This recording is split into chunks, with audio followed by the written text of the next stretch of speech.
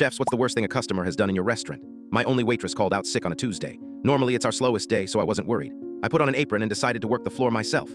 I own a small diner, the kind of place I dreamed of after I graduated from a top culinary institute and got tired of the screaming and stress of fine dining.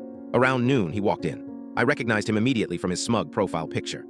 He was a local food blogger, a guy who built his brand by viciously tearing down small, family-owned restaurants. He'd find one tiny flaw and build a whole narrative of failure around it. He sat down, ordered our signature braised short rib, and propped his phone up on the table to start a live stream. My heart sank. A bad review from this guy could genuinely hurt us. We were barely making ends meet as it was. His performance began. He called the decor aggressively sad, and my cooking the kind of food that makes you give up. He zoomed in on a microscopic water spot on a knife. He was loud, arrogant, and performing for his online audience. He called me over. "Hey, buddy," he said condescendingly. "Did you actually go to culinary school, or did you just learn to cook from a microwave manual?" I just smiled. He didn't know that my best friend, another restaurant owner he trashed last month, had given me a heads up he was in the area.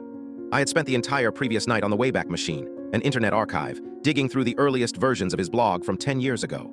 It was a digital treasure trove of his old, forgotten opinions before he'd created his cynical persona. I found a post where he raved about the short rib at another now-closed restaurant, describing it in gushing, flowery detail. I waited for him to take a breath in his rant. Then I leaned forward slightly, making sure I was in the frame of his live stream. "That's funny you should say that, Mark," I said, using his real name. "Because in 2014 you called this exact style of braising a revelation in comfort food. Or did you forget your review of the Corner Bistro?" I held up my own phone, displaying a screenshot of his old, glowing review right next to his plate of what he was now calling slop. The color drained from his face. The smug mask just melted away. He started stammering, fumbling for his phone to end the stream, but his hands were shaking. The live comments on his screen were flying by, a waterfall of laughing emojis and insults. He threw a $20 bill on the table and practically ran out of the restaurant without another word.